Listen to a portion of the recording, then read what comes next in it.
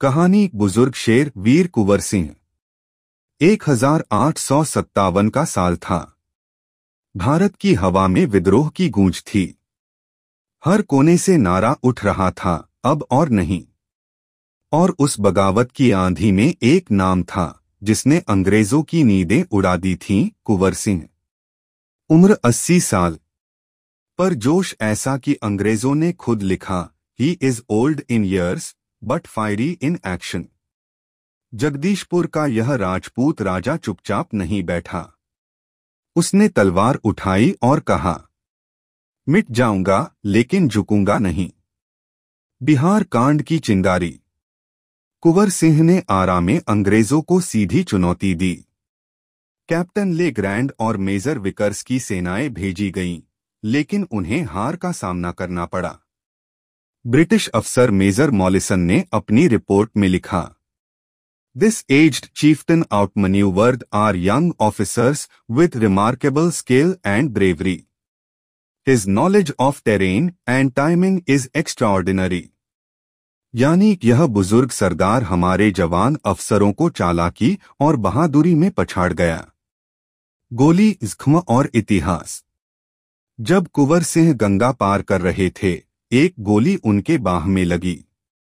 शरीर कांप रहा था, लेकिन आत्मा नहीं।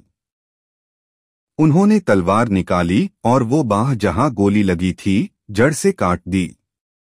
ब्रिटिश डॉक्टर नॉट ने बाद में लिखा, it was an act of savage courage, terrifying yet admirable. He amputated his own arm and continued marching. यह एक जंगली हिम्मत का काम था, डरावना पर सम्मानजनक। शिवपुरी और गुरिल्ला युद्ध। कुंवर सिंह थोड़े समय के लिए शिवपुरी की ओर चले गए। जंगलों, नदी किनारों और पहाड़ियों में वह छिपते नहीं थे, बल्कि अंग्रेजों पर बार बार वार करते थे। ब्रिटिश रिकॉर्ड्स में लिखा गया, he disappeared like mist and struck like thunder. यानी वो धुंध की तरह गायब होता और बिजली की तरह वार करता। उनकी रणनीति इतनी प्रभावी थी कि अंग्रेज अफसरों की बैठकों में उनका नाम डर से लिया जाता था। अंतिम वापसी जगदीशपुर।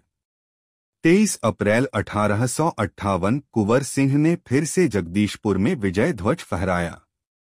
ब्रिटिश ऑफिसर मॉरिस ने अपनी डायरी में लिखा, we were not fighting a mere rebel, we were fighting the last lion of Aryavart.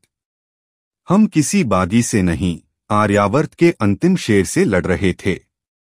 विदाई और अमरता। 26 अप्रैल को उन्होंने अंतिम सांस ली। पर उनकी आखिरी लड़ाई, उनकी आखिरी विजय इतिहास बन चुकी थी।